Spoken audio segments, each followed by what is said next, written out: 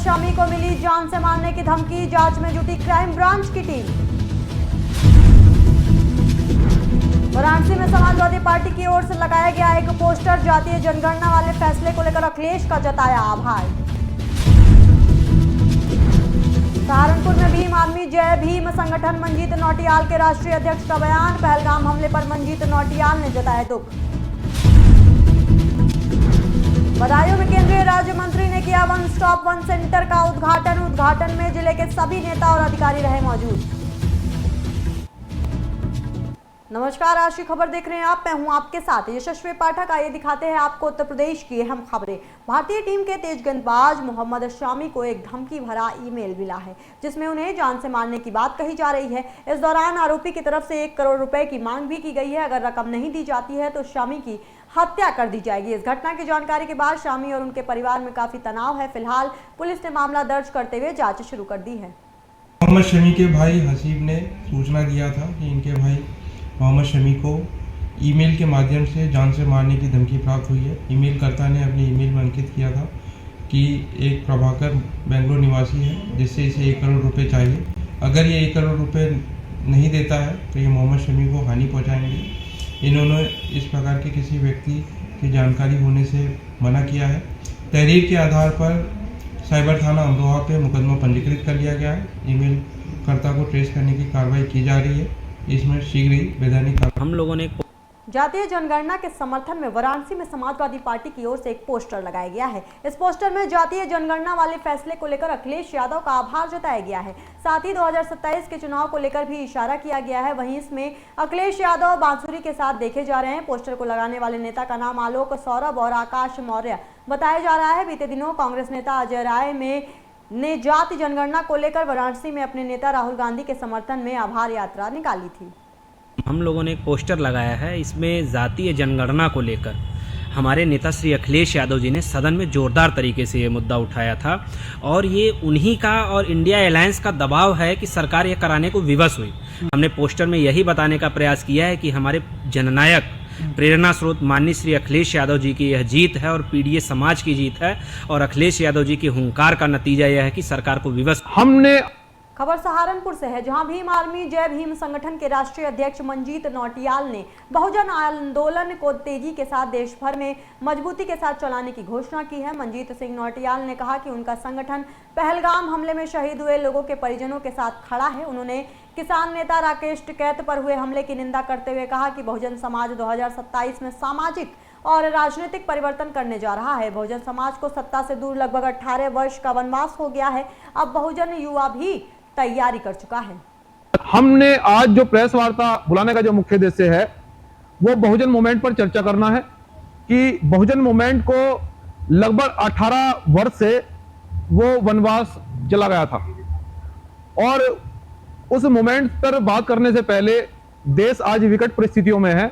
सबसे पहले तो जो पहलगाम में जो हमला हुआ है उन शहीदों को विनम्र श्रद्धांजलि देते हुए और उनके परिवार के साथ में भीम आर्मी जय भीम संगठन मजबूती से खड़ा है, ये हम आश्वस्त करते हैं और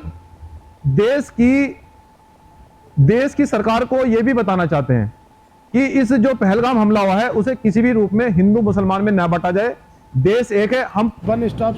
खबर बदायूं से है, जहां केंद्रीय राज्य मंत्री वीएल वर्मा ने वन स्टॉप सेंटर का उद्घाटन किया है। ये वन स्टॉप सेंटर 48 लाख रुपए की लागत से बनाया गया है। पूर्व में वन स्टॉप सेंटर महिला अस्पताल की बिल्डिंग में संचालित था। वहीं नवनिर्माण बिल्डिंग बनने के बाद वन स्टॉप सेंटर जिला अस्पताल पुरुष में बनाया गया। इस सेंटर के उद्घाटन में जिले के सभी नेता और अधिकारी मौजूद रहे। वन स्टॉप सेंटर का यहाँ नए भवन का लोकार्पण हुआ है और मैंने अभी अपने पार्टी के विधायक व जिलाध्यक्ष के साथ अधिकारियों के साथ उसका निरीक्षण भी किया है। बहुत सुंदर तरीके से ये भवन का निर्माण हुआ है और व्यवस्थाओं के लिए जहाँ पर कई प्रकार की सुविधाएं एक छत के नीचे यहाँ मिलने वाली हैं। इस प्रकार की बेटियाँ हों, महिलाएं जो कभी कभी घरेलू हिंसा की शिकार होती हैं, कई बार बाहरी हिंसा की शिकार होती हैं, इस प्रकार की महिलाओं को, बेटियों को यहाँ पर उनकी काउंसलिंग से लेकर के विधिक राय से लेकर अल्पवास और चिकित्सीय सुविधा से लेकर सारी सुविधाएं देने का काम यहाँ पर रहेगा। और मैं कह सकता हूँ आदरणीय प्रधानमंत्री मोदी जी ने ये 1 अप्रैल 2015 से इसकी शुरुआत की थी। देश भर में 700 से भी अधिक इस प्रकार के वन स्टॉप सेंटर खुले हैं। और बदायूं की मैं बात करूं तो बदायूं में अभी अस्थायी रूप से किसी बिल्डिंग में चल रहा था, उसमें तरह तरह की कठिनाइयों का सामना करना पड़ता था। इसके बाद में भी 997 महिलाओं बेटियों के लिए वहाँ पर जो है सच में उत्तर प्रदेश के पशुधन मंत्री धर्मपाल सिंह ने उन्नाव दौरे के दौरान समाजवादी पार्टी के अध्यक्ष अखिलेश यादव पर तीखा प्रहार किया है। मंत्री ने बातचीत में कहा कि अखिलेश यादव को गाय के गोबर में बदबू आती है। उन्होंने कहा कि गाय का गोबर हमारे लिए चंदन के समान पवित्र है। धर्मपाल सिंह ने कहा कि गाय का गोबर और गौमूत्र भारतीय संस्कृति का अभिन्न हिस्सा है। उनके अनुसार गाय के गोबर में लक्ष्मी जी का वास है, गौमूत्र में गंगा मैया बसती हैं। जो लोग इसे गंदगी मानते हैं वो भारतीय संस्कृति को नहीं समझते। सच में ये आंदोलन उन लोगों के खिलाफ नहीं है, ये आंदोलन उनके समर्थन में है जो गरीब हैं, जिनको 2 जून की रोटी नहीं मिलती है, और ऐसे लोगों के खिलाफ है जो बफी संपत्तियों पर, अकूत संपत्तियों पर ओवैसी जैसे लोगों ने कब्जा कर लिया। अब मोदी सरकार उन्हें छुड़ाने का काम कर रही है। मित्रों, बफ 2 तरीके का होता है, एक बफ अलल औलाद होता है, एक बफ अलल खैर होता है। बफ अलल औलाद ये औलाद के लिए काम आता है कि कुछ लोग बफ कर देते हैं कि हमारी संपत्ति ये बफ में रहेगी, बफ में दर्ज हो जाएगी, लेकिन वो औलाद के काम ही आएगी। एक बफ अलल खैर होता है, ये संपत्ति वो मुसलमान हैं इस संपत्ति को खुदा के नाम कर देते हैं, ये गरीब मुसलमानों के काम आती है। स्वास्थ्य के बारे में अस्पताल बना देना, शिक्षा के बारे में अच्छे संस्थान खड़े कर देना, और यतीम खाने जो गरीब लोग हैं उन्हें रहने का प्रबंध करना। अब ये जमीनें ऐसे लोगों ने, समाजवादी पार्टी जैसे जमीनों पे कब्जा करते हैं, उन लोगों ने इन जमीनों पे कब्जा कर लिया है। अब ये जमीनें माननीय मोदी जी के इस अभियान से निकाल कर गरीब मुसलमानों में बांटने का काम किया जाएगा। इसलिए देश का गरीब मुसलमान बहुत खुश है। ओवैसी जैसे लोग जो जमीनों पे कब्जा किए हैं, जमीनें निकलेंगी तो उन्हें बुरा लगेगा, इसलिए कानून उनके हित में नहीं है, इसलिए वो कह रहे हैं कि ये बुरा से इंसानियत को शर्मसार कर देने वाली घटना सामने आई है, जहां एक इंजीनियर को तालिबानी अंदाज में सजा दी गई। इंजीनियर की जमकर पिटाई की, जिसके बाद सूचना मिलते ही पुलिस मौके पर पहुंची और घर के अंदर बंधक बनाए गए इंजीनियरों को छुड़ाया गया। फिलहाल घटना की खबर मिलते ही कंपनी के अन्य कर्मचारी भी थाने पहुंचे और दोषियों के खिलाफ कड़ी कार्रवाई की मांग की। आरोप है कि एक घर में लिफ्ट बनाने गए युवक को घर के अंदर बंधक बनाकर पीटा गया और फिर 5वीं मंजिल से उल्टा लटकाया गया, जिसके बाद सूचना मिलते ही पुलिस मौके पर पहुंची और घर के अंदर बंधक बनाए गए इंजीनियरों को छुड़ाया गया। फिलहाल घटना की खबर मिलते ही कंपनी के अन्य कर्मचारी भी थाने पहुंचे और दोषियों के खिलाफ कड़ी कार्रवाई की मांग की है। हम लोग संघ एयरलाइंस की जो MD है, वहाँ उनके यहाँ जो है लिफ्ट लग रही थी, हम लोग वहाँ पे काम करने के लिए गए। जैसा कि लिफ्ट का इंस्टॉलेशन का सर वो रहता है पूरा 45 दिन का रहता है। इन्होंने सर हम लोगों का मटेरियल वगैरह सारा टाइम पे आया, ये साफ्ट रेडी करके दे नहीं पाए हमको काम करने के लिए। अभी हमको जो है सारे पेपर्स मेल हमने प्रॉपर देते रहे, कम्युनिकेट करते रहे कि ये काम आपके पेंडिंग है, आप ये कराइए, उसके बाद हम आपको टाइम पे काम करके देते हैं।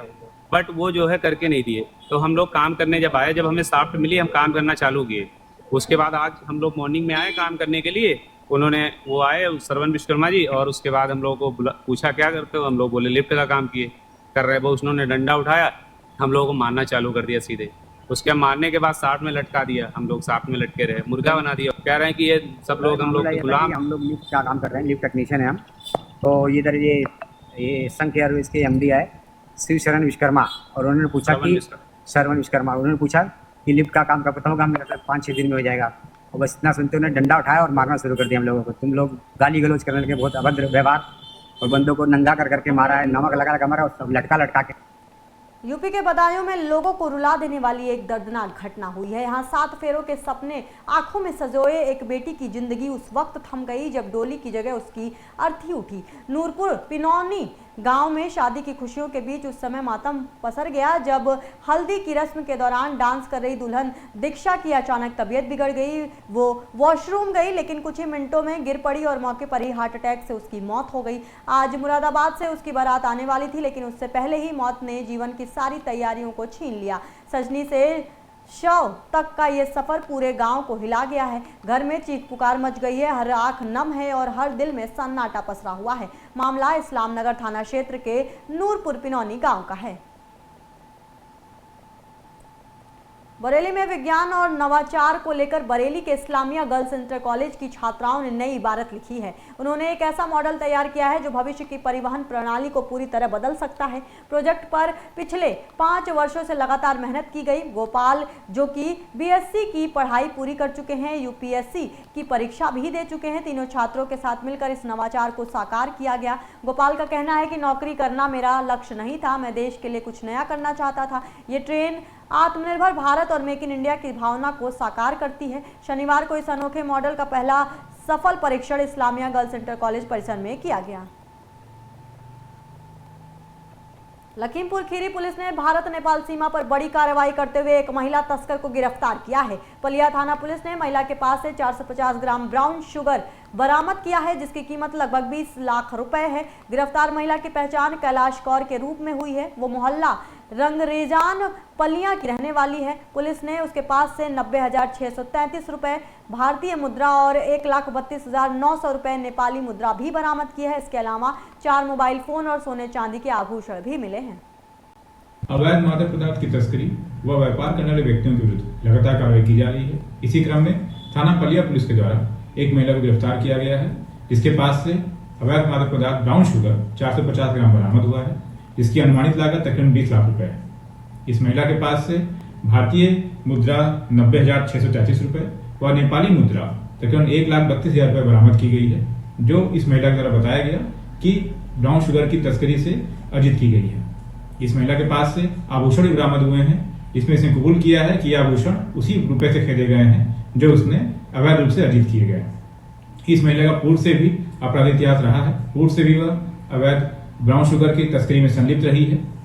इसी तरह से अन्य थानों के द्वारा कुछ दिन पूर्व थाना गौरीफंटा के द्वारा भी कुछ लोगों को गिरफ्तार किया गया था, जिनके पास से ब्राउन शुगर बरामद हुई थी। इन सबको खिलाफ विधिक कार्रवाई करते हुए न्यायालय के समक्ष रिमांड ली जा रही है। वह गैंगस्टर एक्ट के अंतर्गत भी इन अपराधियों के विरुद्ध कार्रवाई करके संपत्ति जब्तीकरण की कार्रवाई भी। बुलंदशहर में 2 पक्षों के बीच जमीन को लेकर हुए विवाद में जमकर मारपीट और फायरिंग हुई है। इस घटना में 5 लोग घायल हुए हैं। घटना की जानकारी मिलते ही पुलिस मौके पर पहुंची और घायलों को अस्पताल में भर्ती कराया गया। वहीं एसएसपी दिनेश कुमार सिंह ने बताया कि पुरानी रंजिश के चलते 2 पक्षों के बीच विवाद हुआ है। घटना की गंभीरता को देखते हुए पूरी टीम को निर्देश दिए गए कि निष्पक्ष और गहन जाँच की जाए। मेरे पिताजी हमारी खेत जोत लिया था, जो हमारे दूसरे हैं विरोधी, इन्होंने हमारा खेत जोत लिया परसों, वहाँ इनसे हाथापाई हो गई थी। उसके बाद आज ये रिपोर्ट लिखवाने गए थे घर के हमारे पिताजी, ताऊ जी, भैया, तो ये रिपोर्ट लिखाने गए थे। ऐसो ये चौकी के इंचार्ज वहाँ कोई था नहीं, चौकी इंचार्ज ने बहुत देर तक रोके रखे, 6 बजे तक। फिर उसके बाद जब अंधेरा हो गया उसके बाद ये भेज दिए वहाँ से, कहे जाओ, हम थोड़ा सा टाइम लग जाएगा। उसके बाद आते ही जब ये आ रहे हैं तो उन्होंने पीछे लगा दी, इनके पीछे गाड़ी ठोक दी, आगे पीछे से बराबर में से गोली चलाई ही। फिर उसके बाद जब गांव का मोड़ था हमारा, गांव के मोड़ पे जैसे मोड़ रही गाड़ी को, पीछे से गाड़ी टक्कर मारी, वो सीधी खेत में जाके बढ़ी, पलट गई गाड़ी। उसके बाद निकल के 15-20 जने थे लोग, जो उन्होंने फिर डंडा गोली चलाई ही, फिर इनके साथ हाथापाई करी ही। पुलिस उसके बाद आधे 1 घंटे बाद पुलिस पहुंची। औरंगाबाद थाना क्षेत्र के मोढ़ी बकापुर गाँव में एक जमीन के विवाद को लेकर के वहाँ पे मारपीट की घटना हुई, जिसमें एक पक्ष के लोग पहले से ही सड़क पर मौजूद थे, गांव के बाहर कुछ दूरी पर। जब दूसरा पक्ष वहां पे कार से जा रहा था तो उसको रोक करके उसके साथ मारपीट की गंभीर चोट पहुंचाई गई है, जिससे 5 लोग घायल हुए हैं, जिनको कि प्राथमिक उपचार के बाद डिस्ट्रिक्ट हॉस्पिटल में 2 लोगों को भेजा गया है। वहाँ पे उनकी चोटों को हार्ट ब्लंट और पंक्चर्ड वुंड आया है। इसमें किसी को गनशॉट चोट नहीं आई है, जैसा कि अभी डॉक्टर ने बताया है और देखा है उसको। लेकिन घटना के पीछे एक ज़मीन का विवाद है, जो चकबंदी में मूलतः कहीं दूसरे जगह शिफ्ट हो गई थी और वो वहाँ पर कब्जा नहीं पा पाए थे। जो इंजर्ड पक्ष है उनको स्टे भी उस पर हो गया था। दूसरा पक्ष वहाँ पे 3 दिन पहले जिसको कि यहाँ पे ज़मीन प्राप्त हुई थी, उसको कब्जा करने पहुँच गया था और उसी बात को लेकर के विवाद हुआ था। अब इसमें पूरे प्रकरण को देखा जा रहा है। यद्यपि अभी 2023 में भी इनके बीच के कुछ मुकदमे हुए और 24 में भी मुकदमा पंजीकृत हुआ था। उस घटना की पृष्ठभूमि में इनकी रंजिश है। हम पूरे मामले को देख रहे हैं। इसमें थाना स्तर से भी जो कार्रवाइयाँ पिछली हुई हैं उसकी भी समीक्षा होगी। अगर किसी की लापरवाही पाई जाए तो उसमें भी कार्रवाई होगी। आज की घटना में जो लोग भी दोषी पाए जा रहे हैं कुछ लोगों को नामजद किया गया है। उसके अलावा भी जो लोग शामिल होंगे हम सबके विरुद्ध कठोर वैधानिक कार्रवाई करेंगे। बुंदेलखंड पृथक राज्य की मांग को लेकर चलाए जा रहे आंदोलन गांव-गांव पांव यात्रा को लेकर बुंदेलखंड संयुक्त मोर्चा के अध्यक्ष राजा बुंदेला हमीरपुर पहुंचे, जहां उन्होंने बुंदेलखंड को अलग राज्य बनाने जाने की मांग को लेकर जानकारी दी। फिल्म मेकर और फिल्मी कलाकार रहे राजा बुंदेला की माने तो बुंदेलखंड के विकास के लिए बुंदेलखंड राज्य का गठन होना बहुत जरूरी है। ऐसे क्षेत्र से रोजगार के लिए पलायन कर रहे युवाओं को यहीं पर रोजगार उपलब्ध हो सकेगा और अन्य छोटे राज्यों की तरह ही बुंदेलखंड में औद्योगिक, चिकित्सा और शिक्षा का समग्र विकास होगा। ये हम लोगों की उत्तर प्रदेश के 7 जिलों की एक यात्रा जिसका नाम गांव-गांव पांव-पांव है। ये हम लोगों की उत्तर प्रदेश के 7 जिलों की एक यात्रा जिसका नाम गांव-गांव पांव-पांव है। हमने पहले ललितपुर से शुरू की, ललितपुर, झांसी, उरई हो गया। अब हमारी ये तीसरी चरण की यात्रा है जो राठ, हमीरपुर, महोबा तक है और यहाँ के बाद बांदा और फिर चित्रकूट में इसका समापन है। हम लोग शहरों में हुआ है लेकिन गाँव में नहीं हम जा पाए, इसलिए हम लोगों का ये मन हुआ और तय किया कि गाँव में जाके 5-10 गाँव एक दिन में करें और फिर आगे बात बढ़ाएं ताकि गाँव का आदमी भी खड़ा हो और वो भी बुंदेलखंड राज्य के लिए हमारे साथ खड़ा होके अपनी सहमति दे। उसी के चलते आज हमीरपुर में प्रेस वार्ता के लिए हम रुके। अब अंदर गाँव में जा रहे हैं, गाँव में जाकर कल आएंगे। जब तक बुंदेलखंड राज्य नहीं बनेगा इस क्षेत्र का समूचा विकास नहीं होगा। ये भारतीय जनता पार्टी से भी हमने गुहार लगाई है, उनके मैनिफेस्टो में छोटे राज्यों की बात है, इसीलिए हमारी हिम्मत बनती है। हम सबको सूचना करके आए हैं और अपनी शांतिपूर्वक जनता के बीच में जाके संभल जिले के ARTO कार्यालय में सोमवार को बड़ी कार्रवाई की गई, जिसमें सिटी मजिस्ट्रेट की अगुवाई में छापेमारी कर कार्यालय में 7 संदिग्धों को पकड़ा गया जिन पर दलाली करने का शक है। ये छापा उस वक्त मारा गया जब आरोपियों को दस्तावेजों के काम में गाफला पाया गया। सिटी मजिस्ट्रेट ने तुरंत कार्रवाई करते हुए सभी आरोपियों को पकड़कर पुलिस के हवाले कर दिया। पुलिस ने आरोपियों के खिलाफ केस दर्ज करने के निर्देश भी दिए हैं। सूत्रों के मुताबिक ARTO कार्यालय में लंबे समय से दलाली की शिकायतें मिल रही थी। इसके साथ ही अब तक इस पर रोक नहीं लग पाई थी। इस कार्रवाई के बाद पूरे कार्यालय में हड़कंप मच गया। फिलहाल सभी संदिग्धों से पूछताछ की जा रही है और पुलिस मामले की जांच में जुट गई है। सर, आज आपने ARTO कार्यालय का निरीक्षण किया, क्या मिला है?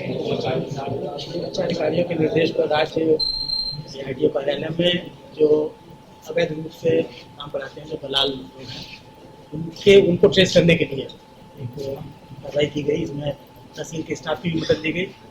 कई लोगों को इसमें रोका गया। कुछ लोग खिड़की के ऊपर खड़े वहाँ, कुछ गेट पे थे, कुछ ऑफिस के अंदर भी थे। उसमें करीब 15-20 लोगों को रोक के पूछताछ की गई। जो जेन्युइन लोग थे, जो अपने काम के लिए स्वयं आए थे, उनको तो छोड़ जाने दिया गया। 7-8 लोग हैं जो बता नहीं पा रहे हैं किस लिए आए थे। संभवतः ये दलाल श्रेणी के ही लोग हैं। तो अभी अधिकारियों को बताया जाएगा कि कार्रवाई होगी।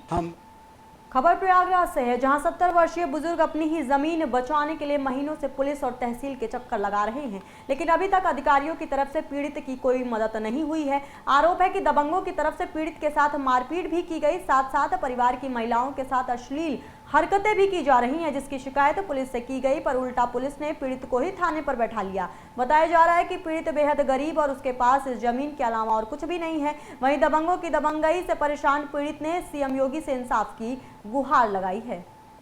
हम बुढ़ापा मनाई दौड़ रहे हैं। हमारी ज़मीन जो है हमारे भतीजा ले लेते हैं। अगर हम बोलते हैं तो हमको मानने के लिए तैयार रहते हैं। जाने हम इंसाफ चाहिए, शायद कोई सुनवाई नहीं हो रही है।